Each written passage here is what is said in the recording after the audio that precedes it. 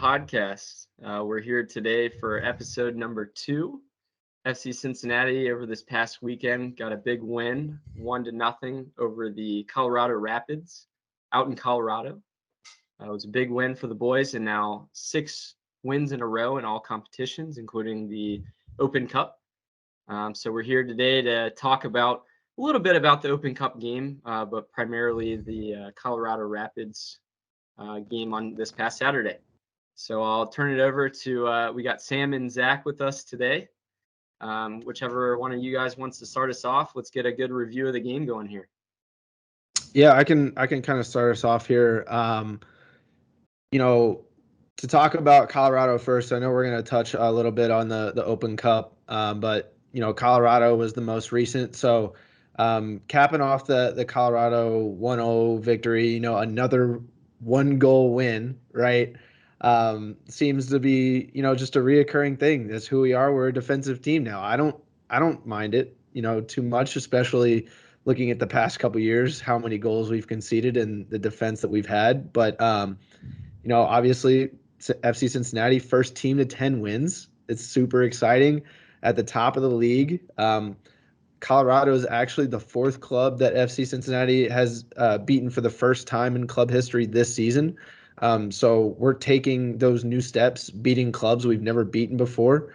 But I'd like to see us be better. We had 16 shots in total and only got 1 goal, right? So we have to be better. I believe Lucho had the most shots on goal or shots in general that he's ever had in a game with 6, I believe. So he needs to be, if he's going to shoot that much, right? I know he's a great facilitator, great goal scorer, but you got to be a little bit more accurate and create the chances as well as finish off those chances if you're going to be taking those shots. But yeah, I mean, all in all, I think it was a solid win. Nothing really sticks out about it, to be honest with you. Kind of a bland win. Yeah, I even thought in the first 10 minutes, I think there's an opportunity where Lucho gets a ball into the box, and it's on his left foot, so I'll give him a little bit of leeway on this one, but kind of whiffs at it. So Sam, to touch on, the most amount of shots, if he puts that one away right away, maybe it changes the whole facet of the game in the first half. But eventually we did get one. We'll get there. We'll chat a little bit about that here in a minute. But Zach, go ahead and give me your review of the game for the Colorado game. Yeah, I mean, it was kind of one of those games where it was a good result, but it was not a fun game to watch in the end. It was just it was boring. I mean, for the most part. But I noticed just overall, it seemed like it could have been Pat's strategy, but I noticed that throughout the game, it seemed like, and I think that even the analysts were commenting on it, that we were constantly outnumbered on defense, but we always somehow managed to score. Or like when we were attacking, it just seemed like, I mean, I don't know if it was necessarily the counterattacking, but it just seemed like we were always shorthanded on guys going forward, but we still made chances, which that's amazing. I mean, do you think that has anything to do with playing midweek game, or if we want to call it Tuesday? Lucho goes 120 minutes in that game, and then they fly back to Cincy, then they fly out to Colorado, and you see the lineup from Pat, and it's like, well, it's the same people, but that's who he trusts, and I kind of like it. I like being aggressive and going after it. absolutely. And it comes in part with what my jersey swap is, which we'll get to in a little bit, but I don't want to get ahead of myself. So Ryan, if you want to give your thoughts on it. Yeah, I was a lot of the same, reviews as you, Zach. I watched, obviously the game. I wasn't at the game. Wish I was at the game. It seemed like there's actually a decent number of Cincinnati supporters out there. So shout out to those who went to the game. But I felt like the first probably 30 minutes of the game looked like a typical game for us this year in terms of, we're controlling possession. We're getting good opportunities. We come out and we're firing on all cylinders. Again, not to get too far ahead, but by the second half, we kind of fall in and we get a little bit of comfortability. I think we need to just keep our foot on the pedal and Santos had a great opportunity late in the game, so not to say we didn't have opportunities. But I agree with you guys. I think that definitely having a middle of the week game and playing a lot of the same people, and then playing in Colorado at a high altitude, it really taxes your legs. I don't know if you guys have ever played out west, even like recreationally, but it hits different. It really does. You're trying to hit third gear, and you're like, yeah, no, it's not happening tonight. Oh yeah. So they had to rely, I think, a little bit more on speed of possession. And we did a decent job of that at the beginning. I'm glad we did get the goal, early on, especially with how stagnant we kind of seemed to be later on. But overall, I think, I'll take a win. I'll take a 6 win in a row, especially on the road like that. Colorado wasn't a great team coming in. I think they hadn't won in their past 5 or 6 games, but a win's a win at this point, and the boys keep finding ways to pull it out. So we love to see that. So I guess we can roll right along into it then. Besides the Colorado game, FC wins on PKs against the New York Red Bulls in the Open Cup. To briefly touch on that, we're moving on. We're playing Pittsburgh, not Columbus. Shout out to Pittsburgh Shocker. over there. But love to see it. Another home game coming up for the boys, possibly home games for the way out. If I'm correct on that, I think we have a possibility to host all the next games. So that would be pretty cool to see. I think I'm going to try to make it down for that game. Anyone want to touch real quick on the Open Cup game real fast? Yeah, I'll go again, but I mean, that was a lot better than I expected to see on PKs, not gonna lie. Hitting all of our PKs, I was really surprised by that as well. I mean, Red Bulls didn't do too bad either. Just, we made one save and they didn't, right? And Kubo, I think in this game specifically, I think it kind of went into the Colorado game, but I think he's starting to show like some more attacking and freeing play. He's kind of showing us he has that ability to be that guy if Acosta does go out, for a game or two. Like he's showing us he can have those attacking capabilities. But obviously it's an Open Cup game, so the defense wasn't the best. I believe Alec That's an Khan. understatement. Yeah, Alec Khan made 7 saves and they had 35 shots total. So, you know, obviously, once again, Open Cup game, we got by, it's fine, but I'd like to see a little bit better play from the defense against a Pittsburgh team that, I mean, you just said it, Ryan, upset the Columbus Crew, and that's another, I mean, they're not us, right, in the MLS right now, but they're an MLS team, right? So, Right. yeah. Yeah, I agree with that. I think, definitely, again, we'll take another win. Any way you can in a tournament style is always good. I think Laurel had made a post about the boys were doing their PK practices on Monday before they went to New York. And she goes, man, thank goodness we got those out of the way. It sounds like they weren't too pretty. So I'm glad we did better in the actual shootout. Zach, any final thoughts on the U.S. Open game? Yeah, I just hate playing Red Bull. Like they're the worst team to play in a cup game because it's always a tough game to play, and it obviously it showed. I mean, our depth did awesome. All our backups did wonderful for what they put in. Like I said last week, Angulo was the one to look at, and he had that beautiful back heel assist, Sure. which I loved. He was all over the place, drawing fouls left and right.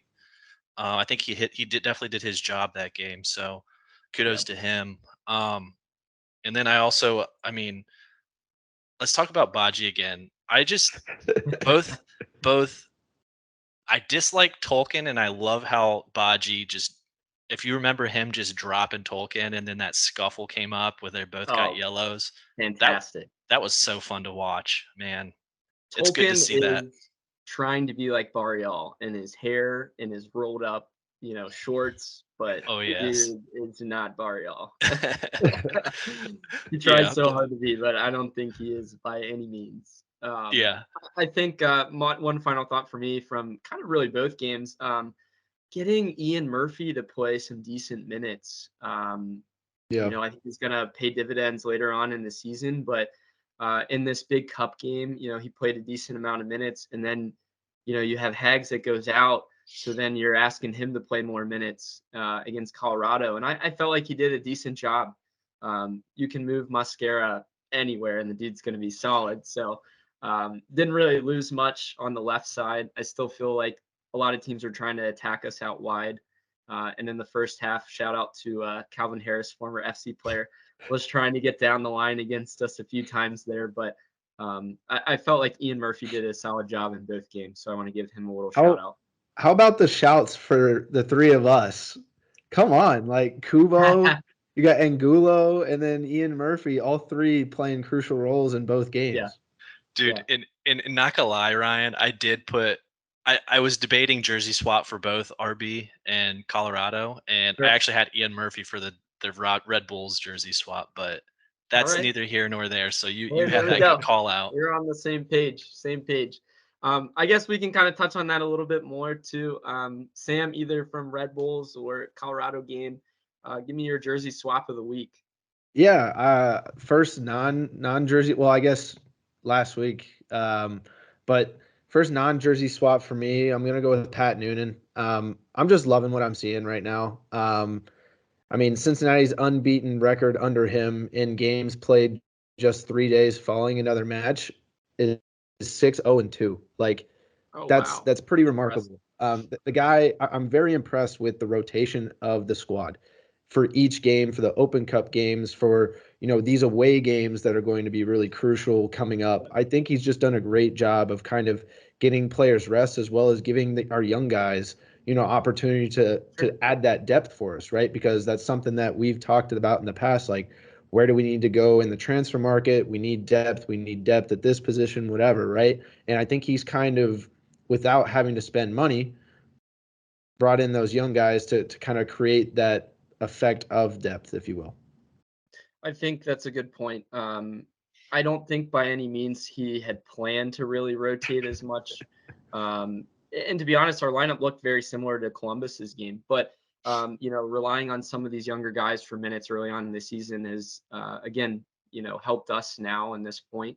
Obviously, like I said earlier, Heggs goes down, so you call on Ian Murphy, who played a decent amount last year. You call on Angulo, you call on Pinto, like you said, Sam. Even Kubo, you have a veteran coming off the bench and adding some good minutes. So I think that's a good point. I want to give a shout out kind of on Sam's point of Pat Noonan and his jersey swap of the week. First FC Cincinnati win for Pat Noonan without Nick Hagelin. Wow. That's a stat.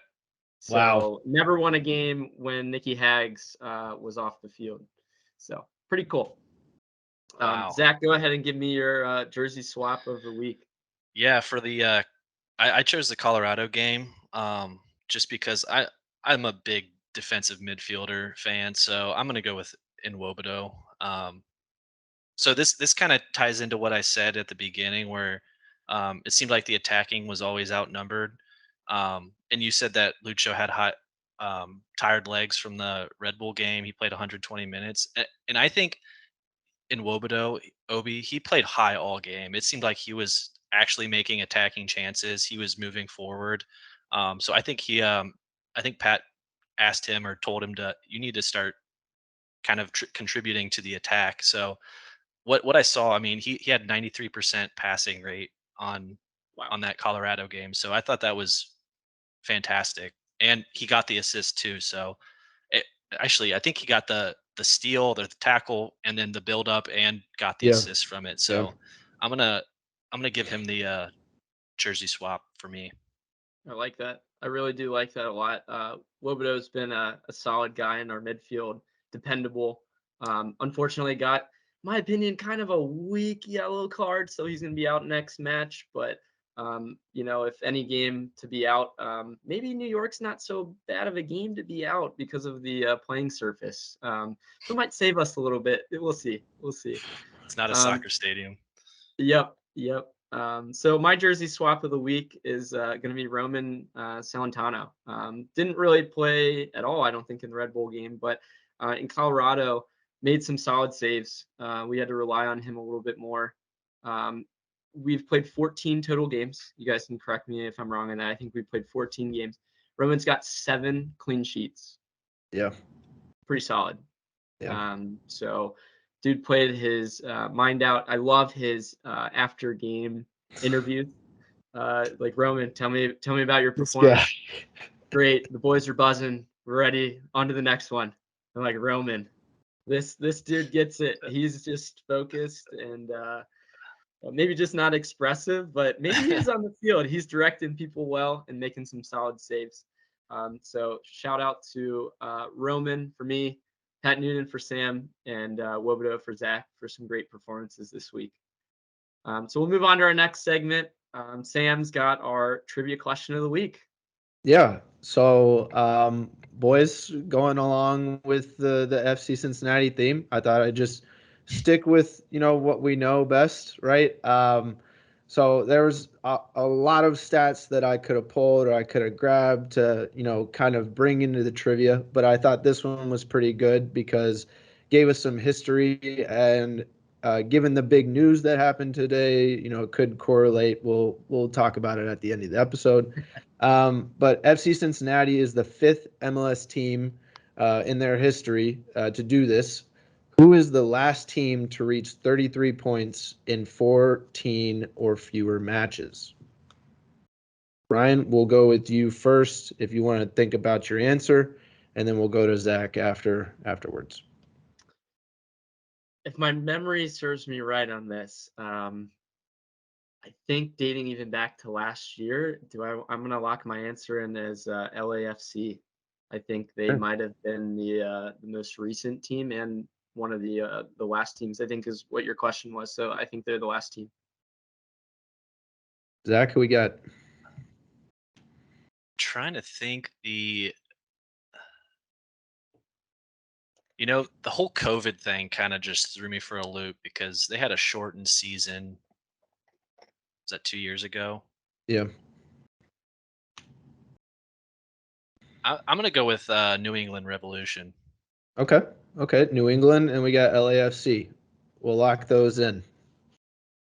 Alrighty. Well, we'll give you our answer by the end of this episode. I'm excited to hear that one. It reminds me a lot of, I think, Zach, you're referring to New England season in 2021. They set a point records in the MLS actually with 72, 73, something like that as the most points ever. And we're on pace. We're well past that. Let's not get too ahead of ourselves. One game at a time, but we're setting a good pace right now. I think compared to them, we're playing a lot of similar games and a lot of similar results. I think New England had a lot of games where they had won by 1 goal. But hopefully we'll keep turning it on. We'll get some goals. I believe. I have faith. Dom's just hitting stride now too. His first goal in the MLS, I think, for FC Cincinnati. So hopefully we keep going in that direction. Gents, let's go kind of the opposite direction. Let's do our card of the week here. Sam, go ahead and give me who you had either game if you want, but let's hear it. Yeah, overall, I'm just going to give a red card to the MLS in general and then also Apple TV and any FC Cincinnati haters because I'm sick of it. I really am. Still being number 2 on the power rankings for MLS.com that came out. I just getting absolutely no respect, no respect from our league. But on top of that, the analysts on Apple TV as well, just giving no credit to FC Cincinnati at all. And I quote, one of the analysts said this. They said, FC Cincinnati, obviously, we're at the top of the table, best team in the league, right, points wise. An analyst called us a good team and not a great team, that we were not there yet. With 33 points, top of the league, we're not a great team yet, but I know, and it's getting very frustrating hearing those doubts over and over and over again, rather than excitement of, oh my gosh, I'm so excited to see this FC Cincinnati team. Like after the past 3, like I don't hear that. And once again, it could be that feel of that big market bias like a lot, but I know other sports have it. It just seems like it's a little more exaggerated in the MLS. Yeah. It's funny when you say big market. We're the ones selling out our stadium every week in, week out. Yeah, I know, but you get the True. the traditional True. like New York, LA, Yeah, no, I gotcha. Yeah. Texas, like whatever. Good shout, Zach. I like There's that. a lot of bias in the league Oh, for absolutely. sure.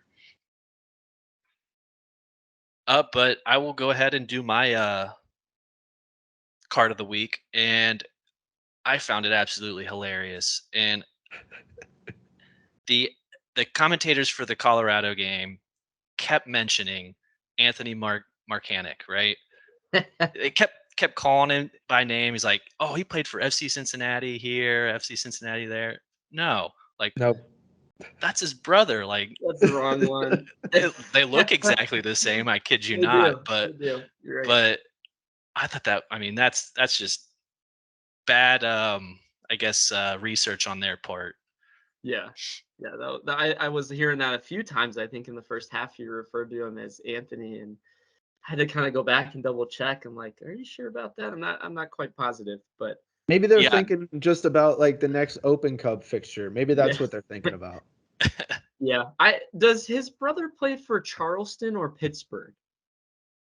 I thought it was I think it was their Charleston. It colors are might the be the same. Battery, but they're very similar. They're Their very similar. colors are the same. I'm not gonna lie, I thought that as well. I'm like, we're gonna play him next. It Then. might be So, Charleston. It might be Charleston, yeah. yeah, yeah. Maybe someone in the comments can put that in there for us. But my card of the week, going down a similar path as Sam on this one. A lot of haters out there in the MLS market. I'm gonna say for me, Baji gets the goal of the game. You know, the only goal doesn't make team of the week.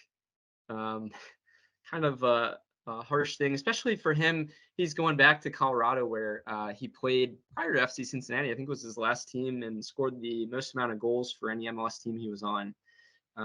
Let's talk about how beautiful of a heart-shaped celebration that was from Baji. That was beautiful. I really liked that. But no love for Baji. I think Matt Miazga makes the bench of Team of the Week. Yeah.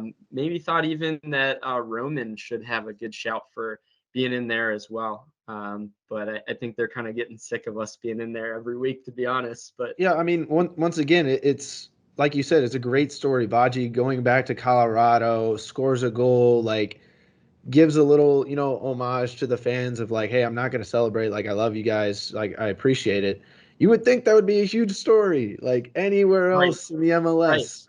But since it's for us, it's nothing. yeah, Just yeah. I another remember goal scored.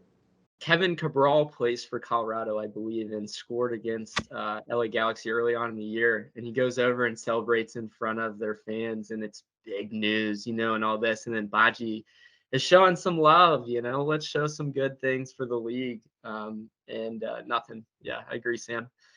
But that's all right. That's all right. So touching, I guess, on the later part of the match and watching it, I don't know about you, Zach. I was sweating a little bit. They had a lot of good looks towards the end of the game, and it looked like our legs weren't there, as we touched on earlier. Wobodo gets a yellow. He stays in a little bit longer than I thought he would have, honestly, after getting a yellow too. I think Pinto comes in, and Gulo comes in later on as well. We're kind of forced to get a new striker as well. Santos misses a sitter right before he pulls his hamstring. So I don't know if he was just that embarrassed that he had missed it, but poor guy. He's been injured a lot in the past 2 seasons. I hope he can pull it together. Yeah, I mean I love Santos, but he's aging and it's really showing. I mean, the it seems like he's more consistently getting injured. It's not like he's going like long stretches where he's playing. It just seems like the congested schedule that MLS has is conducive to more injuries and hamstring injuries. And surprisingly, I he's the only one I think that's really had the most problems. I don't That's think true. I think we're fairly lucky with the injuries we've had so far this year. Yeah, definitely knock on wood on that. With how many games, especially as you're mentioning, and different surfaces, turf, grass, altitude, all that adds up. So I think you're right. Sam, you want to make any other comments on the end of the game? I think that just comes along with us, continuing to win on, all platforms, right? Winning in the MLS Cup or Open Cup, winning in the league as well. Like it comes with it, and unfortunately, so does old age, right? And so, hopefully, given the knocks that we kind of got the past two games, hopefully, we're able to go in healthy in these away games. Because we had talked about last episode the away stretch that is coming up for FC Cincinnati. There's not a Mm, consecutive home game in right. a long time. So having to string together multiple wins, probably on the road, multiple points in the season, that depth is going to be very crucial, and it kind of slides into our upcoming Player of the Week for me. Yeah, I think I don't want to get too far ahead, and I don't want to read your mind on this, but there's a certain young striker that is coming back from his international duty. So we lose a striker, we gain one back. Definitely not one with as much experience, and maybe you guys can guess who I'm talking about. Starts with a Q. But anyway, moving on, I guess to our upcoming player of the week, or even we can kind of touch on our upcoming match if you guys want. Did you guys want to touch on anything else with the Colorado game? Again, it was pretty boring. By the end, I was just happy that we got a win, but I think I'm ready to move on if you guys are too. Yeah, pretty much that feeling all around for sure. Yep. So this coming Wednesday, which probably by the time you hear this will be tonight, we're playing NYCFC. Coming off of now 6 straight losses. Well, I guess 5 straight losses and 1 draw, if you want to look, at our game in the Open Cup 2, kind of counting that. They're not really on a really good streak here more recently, but anytime we play on a baseball field, I worry a little bit about what's about to happen. And then going back to the East Coast too. But I'm looking forward to it. I know that Pat has kind of shown us his hand this year. He's going to roll out a very similar lineup, probably. Do you guys think that he either adds or subtracts people based on the surface, the minutes, anything like that? Zach, go ahead and lead us off if you want. Yeah, I think with how I mean, obviously MLS pitches are regulated to a minimum to a maximum size, and I think we're really lucky to have the New York game kind of a midweek and having playing on a smaller field pitch. Excuse me. Um, How dare you? um, I think we're gonna play a lot of the younger guys just to kind of give them some minutes and give some breather to some of the Really? veterans. Yeah, Okay. I think you're gonna see instead of Gaddis, I think you'll see Powell. I mean, I guess that's not much of a trade off, but I Younger, think 36 and 32, or no, I don't know what their ages are, but yeah, they're pretty close. I mean, I think Powell has more opportunity to play longer, um, but I think even maybe see Aquinonu again on the back, like later in the game, just to kind of because Haglin's obviously not probably gonna play since he just got a knock on was that Saturday. So I think it's gonna be interesting. There's gonna be a big rotation with players, so Yeah. I think it's gonna be fun. I Fun game think to Pinto watch. slides into Obi's spot personally. They've kind of been building Yeah. him up to that point. So for me, I think he slides in and does honestly a pretty serviceable job there in the minutes that he's had this year. So I'm looking for Pinto to have a good game midweek. But Sam, Mhm. what do you think on the upcoming game? Yeah, upcoming player I'm probably looking to get a little bit more out of is our other striker, Brandon Vasquez. I want to see more from him. This is going to be a game where, like Ryan said, we're down a striker.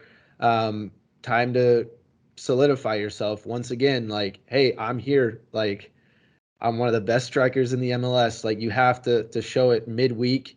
I think is going to be a crucial kind of game to show off, and why not in the bright lights of NYC as well. I think Brandon Vasquez, in my mind, needs to have a crucial game here, and he's kind of my player to look at. Yeah. Zach, did you have one in particular that you were looking at for this upcoming game? Yeah, I mean, you touched on it, Pinto. I think Okay. he's going to be, I think, crucial to the game because I mean, I also don't know with Lucho. I mean, he's played a lot of minutes as well, and Right.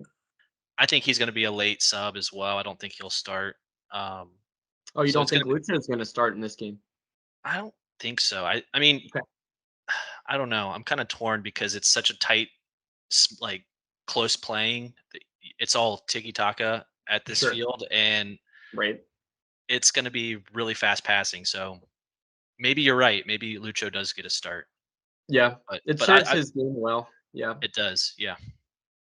If I'm not correct on this, the last time we played at NYCFC, I think we played there last year. The game I'm referring to might be 2021.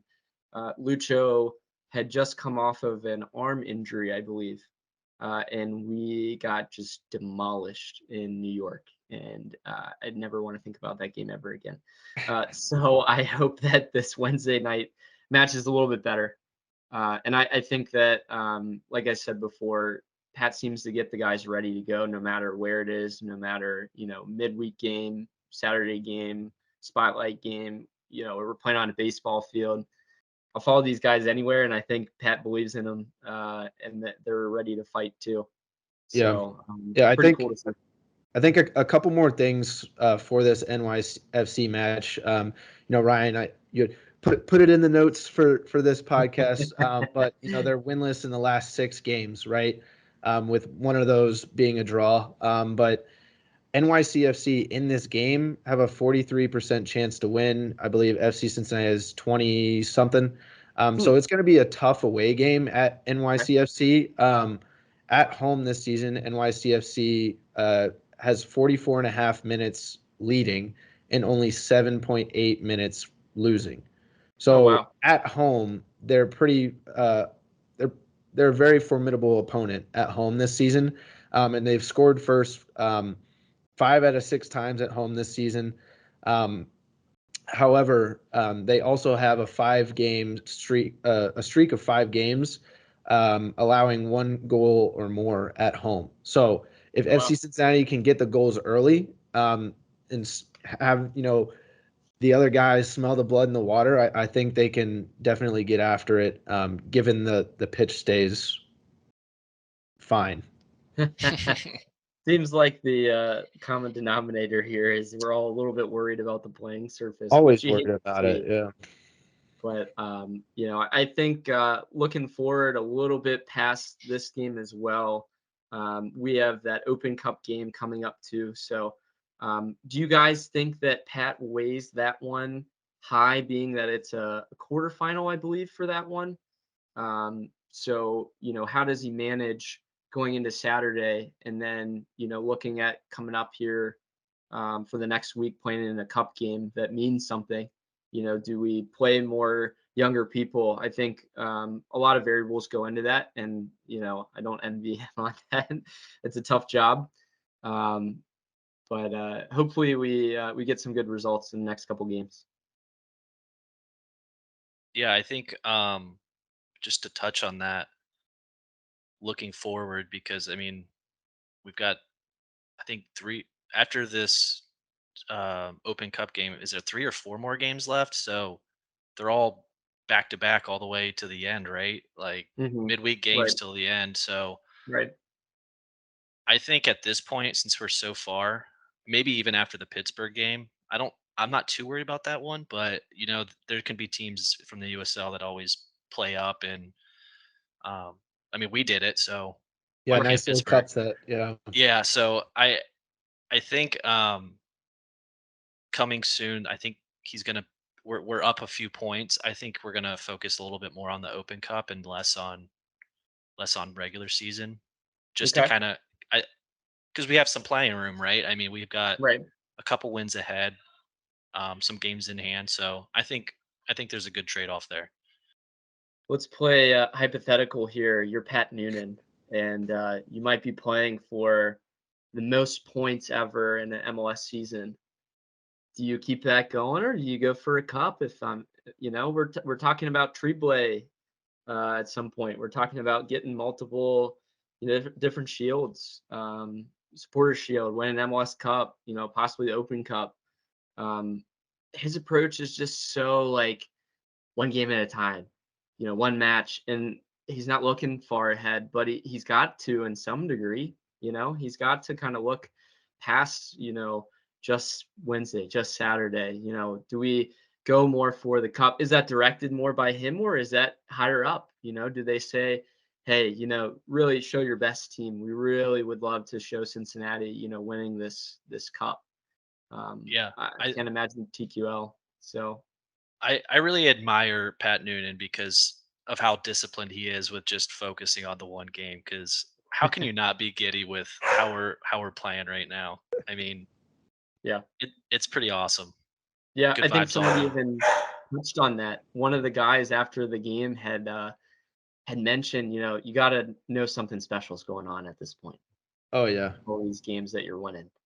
And in this matter, good teams find these ways to win. So the winning culture is much improved, let's say, from a few years ago. A lot improved. So definitely happy about that. Sam, any other final thoughts on the upcoming fixtures? No, I to be honest with you, like I understand what you're saying. How do you not see ahead if you're him? But at the same time, like as a fan, it's easy to be like, oh well, I want this and I want that. Like, why can't we do it all? But at the same Right, time, like right. let's win one. Like, Yeah, I will be happy if we win one piece of, like one trophy, just one silverware. absolutely. Like this season, I think would be great. If we don't, then it'll just be another good season, which I'm not mad about as well. It's as long as we're showing progression, I think that's the key thing. Now, next season, if we finish better than we did past season, yes, then I'll start expecting things like, oh, we should have one or we should have two, if not, three, right? Right. So, yeah, I mean, it all ebbs and flows. I think there is such a fluidity about the MLS sometimes, which is what makes it great in some ways, but also bad. You look at, in the Bundesliga, Bayern wins their 11th or 12th straight title, and they're expected every year to win every Yeah. trophy. In England, City now with a couple in a row. In the MLS, you don't really see repeat champs like that in multiple different, competitions. The way that it's set up is similar with, middle of the week matches, different tournaments throughout the year, but you just don't see it as much. Maybe we can even look up that for our next episode is, how many teams have won multiple trophies in a single year, whether that be Open Cup and MLS Cup or something like that. I'd be really interested to see. I don't want to get too far ahead of myself. We're I think just about halfway through the season, not even like in the MLS games. But the pace that we're setting is great. Rolling into the summer, we're getting hot, boys. We're Yes, getting sir. points. We're piling them up. So I'm happy to see that and hope that we continue. Um, Anyone want to touch on anything else surrounding? I guess we talked a little bit about the New York City game. I don't want to overlook Chicago at home. I did that last year and we lost. It was at the end of the year, and all of a sudden it was like we need to win this game, and we lost to Chicago at home. I think that it'll be another solid game at TQL. We're probably going to sell out, I would imagine. Um, you're playing Kai Kamara, which is sneaky having him as a striker. He seems to always find ways to score against us, no matter what team he's on. Which makes me a little bit nervous. I hope we can maybe get Hagelin back by that match. But if Ian Murphy's playing well, maybe we just keep rolling with him. So, Sam, what are your thoughts on any of My that? Yeah, my worry about Chicago on Saturday is that it's going to be a barn burner. Chicago right now they average a little over 3 goals a game, and so their defense is second last in the East. So that means that they're all forward and don't really care about the defense right now because they know that they're lacking in it. So what they're going to do is try and make up for it in goals and just do the American version, if you will, and just try and score more goals than the other guy, right? But Does that I touch on the last time we played them? I mean, I think it wasn't it 3-1 at one yeah, point? it was a decent amount of goals. And I think to Zach's point, I think FC Cincinnati in this game for me, I don't know about NYCFC and having, I think for NYCFC, Ryan, what you were saying, maybe a similar lineup. I think the opposite for the Chicago game. I think depth plays a big factor because of, having those games every 3 days for the next however many weeks. Sure. So I think it just depends, right? Do they want to quote unquote take a week or take a game off, midweek, or you want to take one off on the weekend? I would assume that they No would let up. want to take one away, right? Obviously, because Saturday's at home, so they'd rather, the fans see the people that usually play. But I'm expecting depth for sure for Saturday.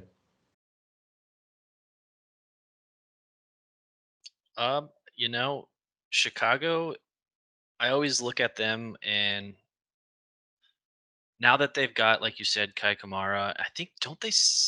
I don't. Was Shakiri? Is he still on their team? Gary's playing a lot more recently with the new coach And coming in. I'm kind of nervous about him. He's really his passing's unreal. Hmm. I'm pretty nervous about, just like you said, their attack. With depth playing, I think it's going to be probably a high scoring game. Um, I don't want to say it, but it could very well be our first loss at home. But Hmm. um, either that or I'm looking at a draw. I don't know if Sure. we're going to pull out a win. To be quite honest, Yeah, let's hear. I guess your prediction. I guess for Saturday's game is a draw or a loss. Then would you say? yeah, I'd probably agree with that. Yeah, Okay. And then Wednesday, what are you thinking? I think we're going to pull it out. Final score? It's going to be a high one. I'm thinking like 3-2 again. 3-2. Okay. All Yeah. right. Sam, what are you thinking for both games? Score predictions? Yeah, Wednesday I'm gonna go with a draw. Gonna go 2-2 on that. And then Saturday I'm gonna go with a win, probably like 3-1, or 3-2. I think it'll be, like Zach said, high scoring. Ryan, what do we think? 1-0 on the road on I guess tonight by the time everyone's watching this. Let's keep it up. Let's keep going with those 1-0 wins. I think we draw on Saturday. I hate to say that, probably 2-2. Um, I really hope we can pull one out again at home. Like the home winning streak is just incredible. I think we're Oh one yeah, of 4 or 5 teams to win this many games to start the year, just all at home. We've made it a fortress. Like it's unbelievable that place when you're there, and building off of, everyone that went to the Columbus game. I'm sure a lot of those people are going to come back for a lot of these in the summer. So if that can be that atmosphere for every home game, there's no reason why, we don't win a lot of those, if not almost all of them, which would be just incredible. So yeah, yeah. hoping for 2 wins, but we'll see. So Sam, let's go ahead and have you give us our trivia answer. You can kind of again repeat the question for us, and we'll go from there. Yeah, absolutely. So, boys, to think about your answers a little bit more. FC Cincinnati is the fifth team in MLS history to do this. Who is the last team to reach 33 points in 14 or fewer matches? The answer was the LA Galaxy in Oh, 2010. So whoa, this Galaxy team is very special, and they went on to win the Supporter Shield. whoa. However, they lost in the conference finals, in the playoffs. This team had Landon Donovan, David Beckham, Whoa. and the old U.S. men's national team coach, Mr. Greg Berhalter, was on the team as well. Really? Bruce Arena was the coach, and I don't know if you know this or not, but FC Cincinnati kind of has an arena on their team as well. So I see how you Just tied saying, that. there's a little bit of correlation between the two teams. Hopefully, we don't lose in the conference final. Maybe we win it all. But yeah, I mean that was the trivia answer for this week. Man, some history right there. Yeah, I was really thinking LAFC was up there, but it was the other LA team. Yeah, so Man. LA's done it twice. They're on there Okay. twice. Yeah. This is a shout out to all the LA Galaxy fans that are stuck down in the cellar. Respect. Yeah, Remember all respect. the good times that you guys had, That's what I was saying based off of the news today. Right? Yeah. I think was it their GM that was president that is out for them. Oh, This is not finally? an LA Galaxy podcast, by the way. But They're sitting at the bottom of the table, right? very bottom. I think bottom of the whole league, if I'm not Yeah, Yeah, like there was they're mistaken. a lot spooning. of supporters this weekend not very happy. So the result of the president being gone, I think makes a lot of sense. But yeah, that was Yeah. the trivia for this week. Awesome. Well, I think we're getting close to the end here. I think I was just briefly looking at a little bit of our FCC2, our Young Gary's team. Hadn't had great results lately. I think they played recently and lost to NYCFC. But one person I really wanted to highlight was a new player that we actually called up this past week too, Mr. Dado. Venezuela, I believe, is his last name. Yeah, Gerardo. He's a striker. I think he apparently is a pretty quick. I think he's had a few goals for FCC2. I don't know the exact stats to be honest with you, but He's got 1 goal, 1 assist okay, all right, this season. Yeah. okay. So I think that maybe as the summer goes along, we start to see him get more minutes. There's rumors out there from a couple different sources that we're looking at a striker from overseas, young 19-year-old striker. So we'll see what Chris Albright comes up with. I think in the next coming pods into June here, we're going to probably touch on a little bit of transfer. Who Absolutely. would you want in? Who do you think slides into starting roles or bench spots? But with Brenner now officially, it seems like gone. We have a young DP spot open. So I'm excited to see what Albright does with that. Yeah. Any final thoughts, boys? No, I think we've pretty much covered it in the pod. We've got more games and more games and more games, right? So if we keep winning, we're gonna have those games every 3 days. So that means more content from us. I did want to do a shout out. I noticed they hired a new team administrator, and it looks like his name's Satoshi Tatsumi, which is he's a Japanese guy, and he was born in Japan and came here when he was younger and learned English here.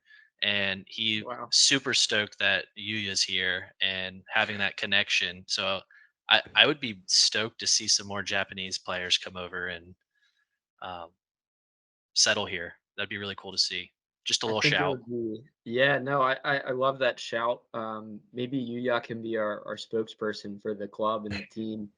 I think he's got a little one here, so it can kind of show people they can raise a family here. Um, I love to see that. So, my final thought: I'm just happy to be here. I think that the view from the top is always great.